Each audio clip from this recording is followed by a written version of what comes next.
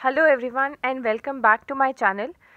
आज की वीडियो के अंदर हम सीटेट 2021 की साइंस के प्रिपरेशन के लिए 8th क्लास का चैप्टर नंबर 5 ले रहे हैं।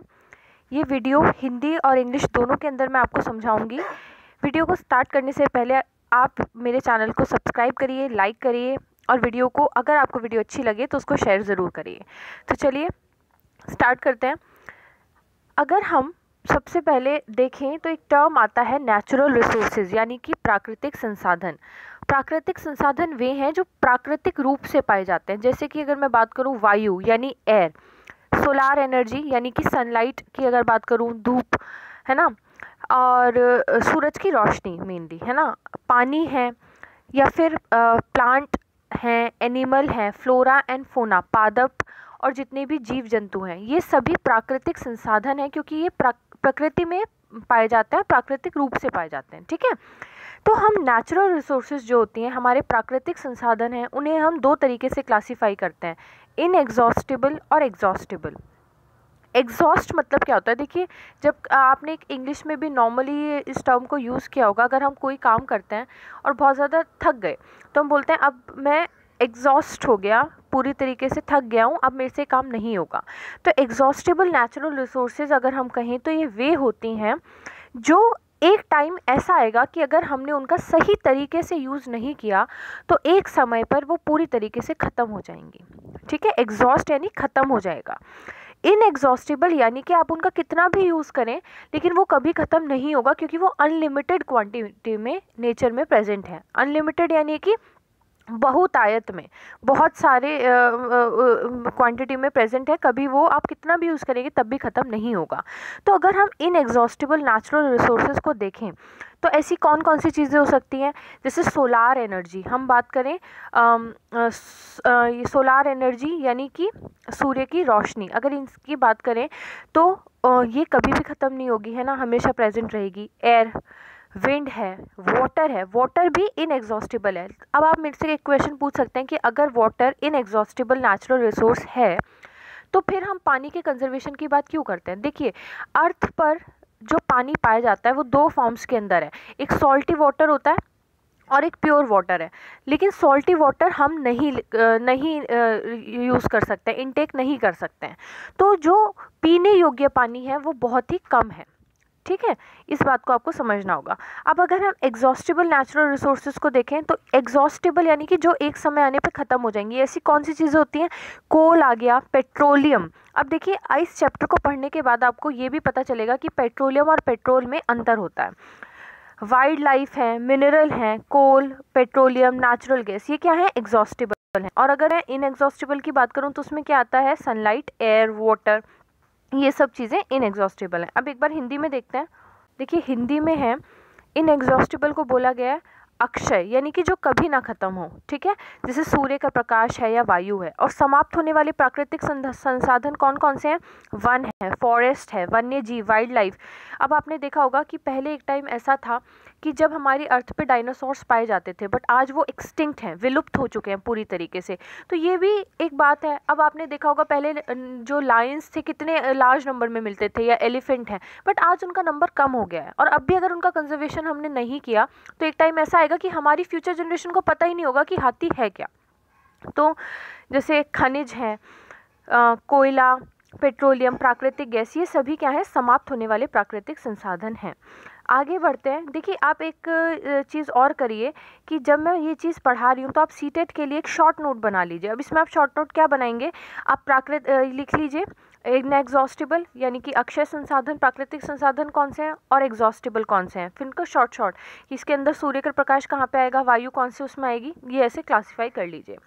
नेक्स्ट हम देखते हैं, अगर हम कोल और पेट्रोलियम की बात करते हैं तो कोल एंड पेट्रोलियम क्या हैं? इन्हें फॉसिल फ्यूल्स बोला जाता है, यानी कि जीवाश्म ईंधन बोला जाता है। जीवाश्म ईंधन क्या होता है? जो डेड प्लांट या एनिमल से बने हों, यानी कि जो मरे हुए जानवर हैं या पौधे हैं, उनसे जो फ्यूल मिलता है, उनके जब वो चेंज होते हैं, ट्रांसफॉर्म होते हैं, तो वो फॉसिल फ्यूल कहलाते हैं। फॉसिल मतलब ही क्या होता है? Dead plant and animal. ठीक है, अगर मैं अब ये जो चैप्टर है इसमें हम इनएग्जॉस्टिबल नेचुरल रिसोर्स के बारे में नहीं पढ़ेंगे, इसमें हम पढ़ेंगे एग्जॉस्टिबल। जो ख़त्म हो जाएगा एक टाइम पे। तो उसमें 3 चीज़ें हैं, कोल, पेट्रोलियम और नेचुरल गैस। ठीक है, कोयला है, पेट्रोलियम है और नेचुरल गैस यानी कि प्राकृतिक गैस, इनके बारे में देखेंगे। यहाँ पे एक क्वेश्चन ये बन सकता है कि फॉसिल का मतलब क्या होता है। तो देखिए, these were form from the dead remain of living organism, जो लिविंग ऑर्गेनिज्म के डेड रिमेन से बने हो। अब लिविंग ऑर्गेनिज्म कौन है, या तो वो प्लांट है या वो एनिमल है। ठीक है, अब पहली चीज़ आती है कोल यानी कि कोयला। अब आप एक शॉर्ट नोट अपना पेन लेके बैठिए और साथ में लिखते रहिए जो मैं पॉइंट्स बता रही हूँ। कोल के अंदर आप 3 पॉइंट्स लिखिए, एक तो हार्ड है, ब्लैक है, और इसका यूज़ पहले कुकिंग में होता था। पहले चूल्हे के अंदर कोयले को आपने देखा है यूज़ किया जाता था कुकिंग पर्पस के लिए, और बहुत ही अर्लियर टाइम में जो रेलवे है वहाँ पे भी कोयले का यूज़ होता था। क्यों, क्योंकि इंजन में इसका यूज़ किया जाता था, ताकि भाप वाले इंजन आपने देखा होगा। लेकिन अब क्या है, इलेक्ट्रिसिटी यानी कि बिजली का उपयोग होने लगा है। ठीक है, तो एज अ फ्यूल यूज़ करते हैं, बट इसकी करेक्टरिस्टिक क्या है कि हार्ड है, बिल्कुल स्टोन की तरह, पत्थर की तरह हार्ड होता है और ब्लैक इन कलर है। अब अगर हम देखें कि कोल बना कैसे, तो ये एक बहुत इंपॉर्टेंट क्वेश्चन है।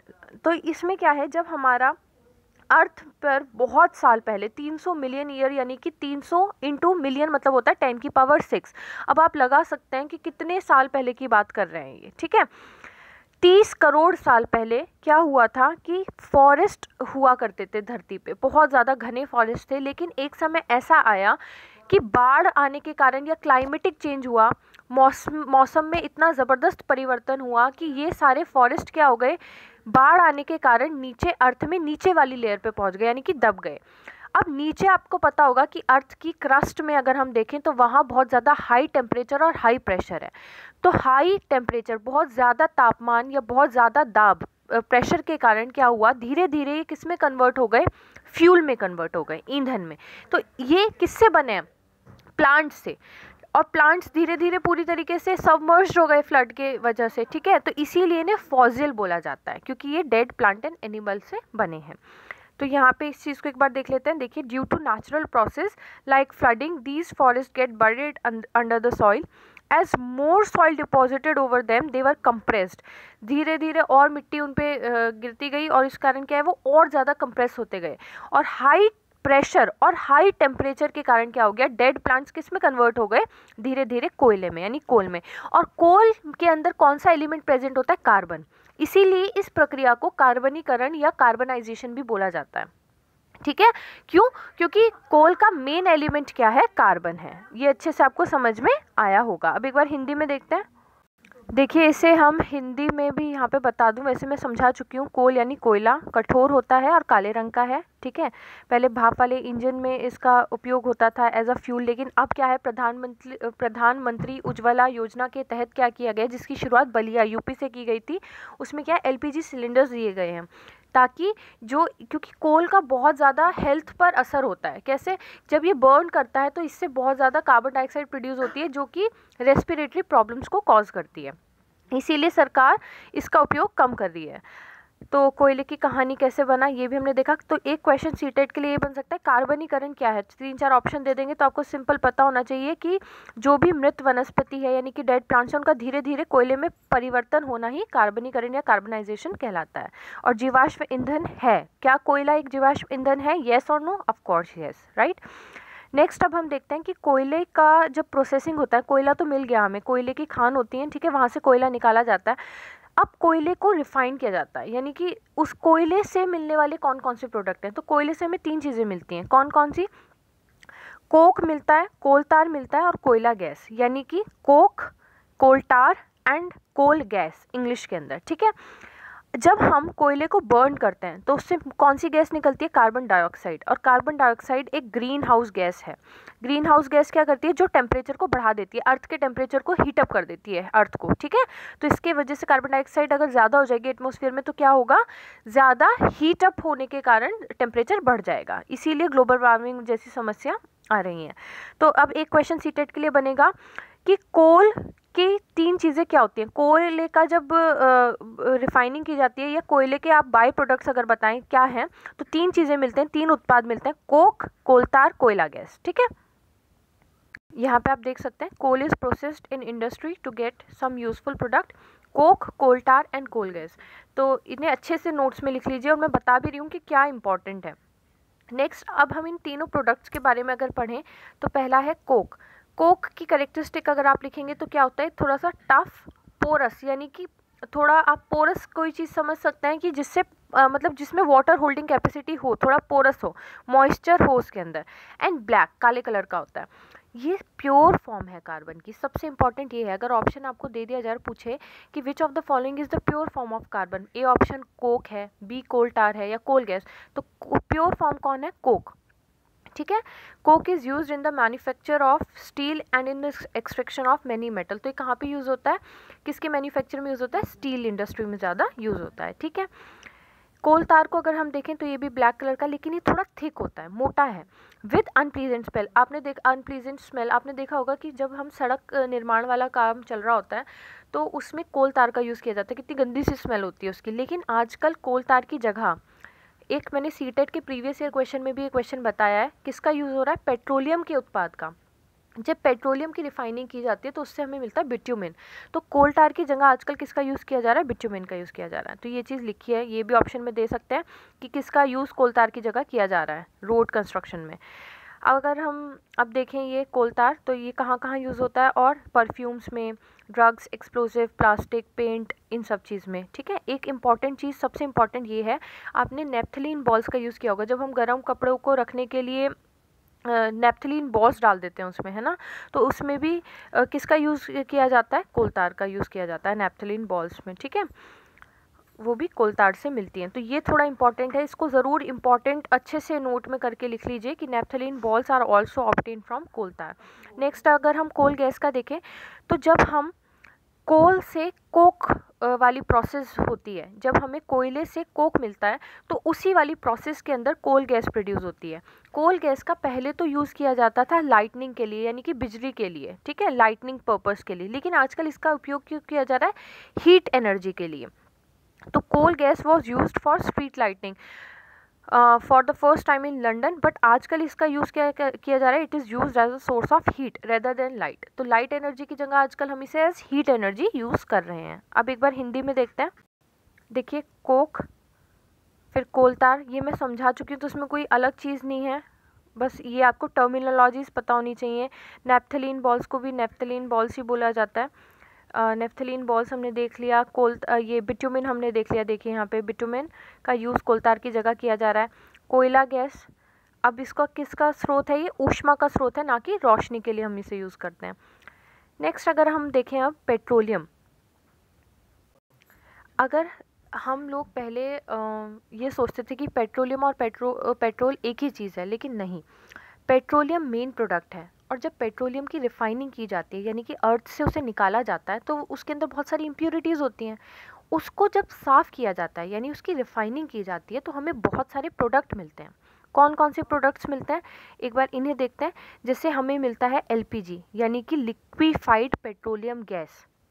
इसकी फुल फॉर्म भी पूछी जाती है, तो लिख लो। पेट्रोल मिलता है, केरोसिन यानी मिट्टी का तेल, diesel, lubricating oil, paraffin wax, bitumen. ये बहुत अच्छा क्वेश्चन है, सीटेट का फेवरेट क्वेश्चन है। हर बार उन्होंने पूछा है कि कौन कौन पेट्रोलियम प्रोडक्ट है या नहीं है। तो ये 7 के 7 प्रोडक्ट आपको याद होने चाहिए। हिंदी वाले देख लीजिए एक बार। LPG का अगर फुल फॉर्म पूछे तो क्या है, द्रवित petroleum gas, liquefied petroleum gas. Petrol है मिट्टी का तेल यानी केरोसिन, डीजल स्नेहक तेल, ल्यूब्रिकेटिंग ऑयल को बोलते हैं, पैराफिन, मोम और बिटुमेन। ठीक है। अब अगर हमने कोल का स्टोरी देख लिया कि कोल हमें कैसे मिला, तो पेट्रोलियम कैसे मिला। पेट्रोलियम की भी सेम प्रोसेस है, ये भी से भी बनने में बहुत हज़ारों वर्ष का टाइम लगता है। Petroleum was formed from organism living in sea, जो ऑर्गेनिज्म सी में रहते हैं, यानी कि एक्वेटिक लाइफ की बात की गई है, जो जीव जंतु पानी के अंदर रहते हैं, चाहे पेड़ पौधे हों चाहे एनिमल हों। एज दीज ऑर्गेनिज्म डाइड, जब ये मर जाते हैं तो इनकी बॉडी और ज़्यादा सी सरफेस पे और नीचे की ओर चली जाती है, and got covered with layer of sand and clay, और बालू या क्ले से ढक जाती है। ओवर मिलियन ऑफ ईयर धीरे धीरे हाई प्रेशर और हाई टेम्परेचर के कारण ये किस में चेंज हो जाता है, पेट्रोलियम या नेचुरल गैस में चेंज हो जाते हैं।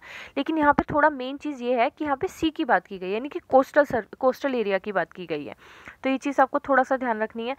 और जो विश्व का सबसे पहला ऑयल वेल है, यानी कि तेल का कुआं है वो कहाँ पे ड्रिल किया गया था, पेंसिल्वेनिया यूएसए में। और हमें कहाँ कहाँ पे ऑयल रिजर्व मिलते हैं, असम में, गुजरात में, मुंबई हाई, ये देखिए सारे कोस्टल रीजन्स हैं, मुंबई हाई है या गुजरात है, ठीक है, असम में है। और आप गोदावरी या कृष्णा के रिवर बेसिन देखें तो वहाँ पे भी ये मिलते हैं। अभी मैं रिफाइनिंग ऑफ पेट्रोलियम आपको समझा ही चुकी हूँ। रिफाइनिंग मतलब है जब हमें पेट्रोलियम मिला तो उसके अंदर बहुत सारी इम्प्योरिटीज़ हैं, तो उसको प्योर करना, वो क्या कहलाता है, रिफाइनिंग। और वो कहाँ पे होता है ये काम, रिफाइनरी के अंदर होता है।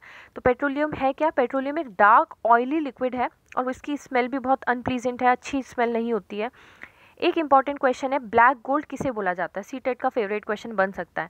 ऑप्शन दे देंगे, petroleum, petrol, natural gas, LPG. Correct option क्या होगा, पेट्रोलियम। क्यों बोला जाता है पेट्रोलियम को ब्लैक गोल्ड, क्योंकि इसका कमर्शियल यूज़ बहुत है। कैसे, बहुत सी ज़रूरी चीज़ें जो होती हैं ये हमें पेट्रोलियम और नेचुरल गैस से मिलती हैं, जिन्हें हम क्या बोलते हैं, पेट्रोकेमिकल बोलते हैं। यानी कि इसी के बाई प्रोडक्ट्स हैं एक तरीके से। जैसे आपने देखा डिटर्जेंट्स के मैन्युफैक्चर में, या पॉलीस्टर, नायलन, एक्रेलिक, ये क्या है, सिंथेटिक फाइबर है, कपड़े का सिंथेटिक फाइबर, समझ रहे हैं। पॉलीथीन है, इन ये या मैन मेड प्लास्टिक हैं, तो इनके प्रोडक्शन में किसका यूज़ हो रहा है, पेट्रोलियम का। तो बहुत लार्ज स्केल कमर्शियल यूज़ है इनका। हाइड्रोजन गैस जो नेचुरल गैस से हमें मिलती है, उसका यूज़ कहाँ पे किया जाता है, फर्टिलाइजर्स के प्रोडक्शन में। और आपने देखा होगा कि फर्टिलाइजर इंडस्ट्री ही खुद में एक बहुत बड़ी इंडस्ट्री है, ठीक है। तो इसीलिए इसे क्या बोला जाता है, ब्लैक गोल्ड। पेट्रोलियम की रिफाइनिंग जो की जाती है कहाँ पे की जाती है, पेट्रोलियम रिफाइनरी के अंदर। अगर अब हम नेचुरल गैस को देखें तो नेचुरल गैस को ट्रांसपोर्ट किया जा सकता है पाइप के थ्रू, ठीक है। नेचुरल गैस के दो एक टाइप है, सीएनजी। सीएनजी मतलब होता है कंप्रेस्ड नेचुरल गैस। अगर आपने गैस को कंप्रेस कर दिया, यानी कि हाई प्रेशर के कारण उसके मॉलिक्यूल पास में आ गए, तो उसको क्या कर दिया आपने, कंप्रेस कर दिया, ठीक है। लिक्विफाइड नेचुरल गैस का क्या मतलब होता है, अगर गैस है उसको इतना कंप्रेस किया कि वो लिक्विड फॉर्म में चेंज हो गई, तो वो लिक्विफाइड हो गई, समझ रहे हैं इसका मतलब। तो सीएनजी का यूज़ कहाँ पे हो रहा है, पावर जनरेशन में हो रहा है। आजकल तो सीएनजी गाड़ियों में भी आपने यूज़ देखा होगा कि ट्रांसपोर्ट में भी यूज़ किया जाता है, क्योंकि ये लेस पॉल्यूटिंग है, एक क्लीनर फ्यूल है। तो कौन क्लीनर फ्यूल है, सीएनजी है, एलपीजी, ऐसे ऑप्शन दे देंगे तो करेक्ट आंसर क्या होगा, सीएनजी। ये टेबल आपको बहुत अच्छे से याद करना है। नेचुरल गैस कहाँ कहाँ पे मिलती है, त्रिपुरा, राजस्थान, महाराष्ट्र और कृष्णा गोदावरी डेल्टा में। कृष्णा गोदावरी डेल्टा के अंदर हमें पेट्रोलियम भी मिलता है, तो ये चीज़ चारों लिख लेना। एक चीज़ है, क्या हम लेबोरेटरी में बना सकते हैं कोल, पेट्रोलियम या नेचुरल गैस को, नहीं। क्यों, क्योंकि ये एक बहुत ही, इनकी जो बनने की प्रक्रिया है इसे हज़ारों वर्ष लग जाते हैं, बहुत ही स्लो प्रोसेस है, तो लैब में पॉसिबल नहीं है। दूसरा एक चीज़ है, पीसीआरए क्या होता है, ये ministry of petroleum and natural gas के अंडर है। पीसीआरए का फुल फॉर्म है पेट्रोलियम कंजर्वेशन रिसर्च एसोसिएशन। इसका काम है कि लोगों को जागरूक करना पेट्रोल या डीजल वगैरह के कंजर्वेशन के लिए, इनको बचाने के लिए। तो आई होप ये वाला चैप्टर आपको बहुत अच्छे से समझ में आया होगा। एक बार हिंदी में मैं थोड़ा लास्ट वाला जो मैंने समझाया हिंदी का दिखा देती हूँ। रिफाइनिंग को हिंदी में बोलते हैं परिष्करण, और कहाँ पे कार्य किया जाता है, पेट्रोलियम परिष्करणी, यानी पेट्रोलियम रिफाइनरी के अंदर। सीएनजी आपने देखा है, संपीड़ित प्राकृतिक गैस, सीएनजी को बोला जाता है, क्योंकि ये सबसे कम प्रदूषणकारी है, एक स्वच्छ ईंधन है, यानी क्लीनर फ्यूल है, इसे करना है। काला सोना किसको कहा जाता है, पेट्रोलियम को कहा जाता है, ठीक है, ये चीज़ आपने देखी यहाँ पे। और पीसीआरए की फुल फॉर्म, भारत में पेट्रोलियम संरक्षण अनुसंधान संघ, पेट्रोलियम कंजर्वेशन रिसर्च एसोसिएशन, इसकी फुल फॉर्म पता होनी चाहिए। तो आपको आई होप ये चैप्टर अच्छे से समझ में आया होगा। अगर आपको वीडियो अच्छा लगा तो ज़रूर वीडियो को लाइक करिए और चैनल को सब्सक्राइब करिए। Thank you everyone.